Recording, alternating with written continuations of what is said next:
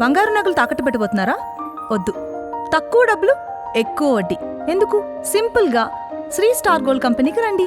German technology, purity check, best online రేట్లో అమ్మి 2 minutes లో క్యాష్ ని ఇంటికి తీసుకువెళ్ళండి.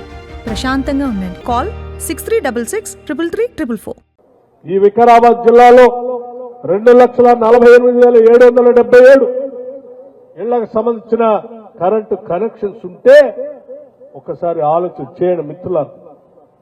ఈరోజు 1,40,193 ఇళ్లకి ఉచితంగా 200 యూనిట్ కరెంటు ఈ జిల్లాలో ఇస్తా ఉంది.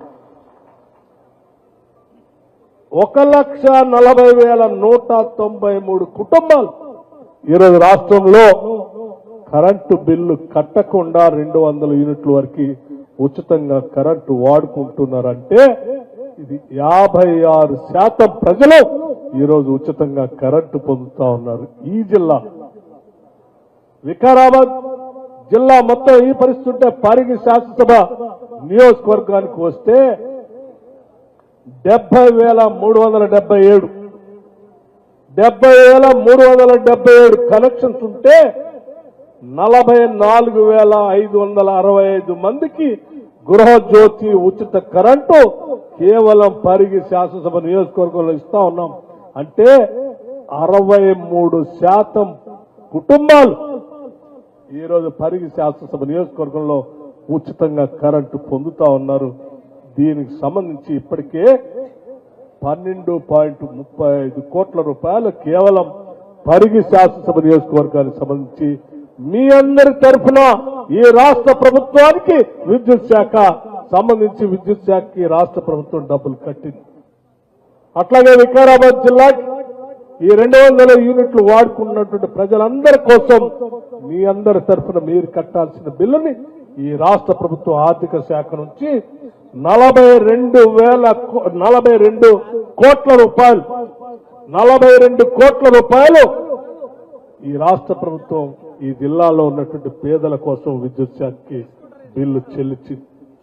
ఈ విధంగా రాష్ట్ర వ్యాప్తంగా కూడా ఒక్కసారి ఆలోచించండి. కేవలం గృహజ్యోతి పెన్షన్స్ కోసమే 2,830 కోట్ల రూపాయలు 2,830 కోట్ల రూపాయలు ఇప్పటి వరకు ఈ 200 యూనిట్లు ఉచితంగా వాడుకునేటువంటి పేదల కోసం విద్యుత్ శాఖకి, కరెంటు శాఖకి రాష్ట్ర ప్రభుత్వం ఆర్థిక శాఖ నుంచి ప్రతి నెల డబ్బులు కట్టుకుంటూ వెళ్తా ఉన్నాం.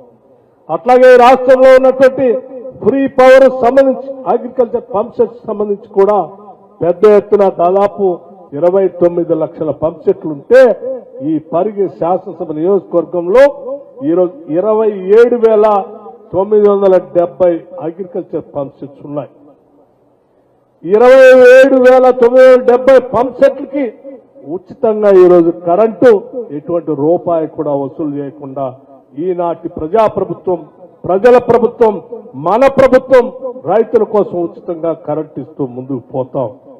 ఇటువంటి విషయాలన్నీ కూడా ప్రజల దృష్టికి తీసుకొని రావాలనేటువంటి ఆలోచనతోనే ఈరోజు కేవలం అక్కడ భూమి పూజ చేయడమే కాదు, మీ అందరితో మాట్లాడి వాస్తవ విషయాలు చెప్పాలనేటువంటి ఆలోచనతోనే మాట్లాడుతూ ఉన్నాం.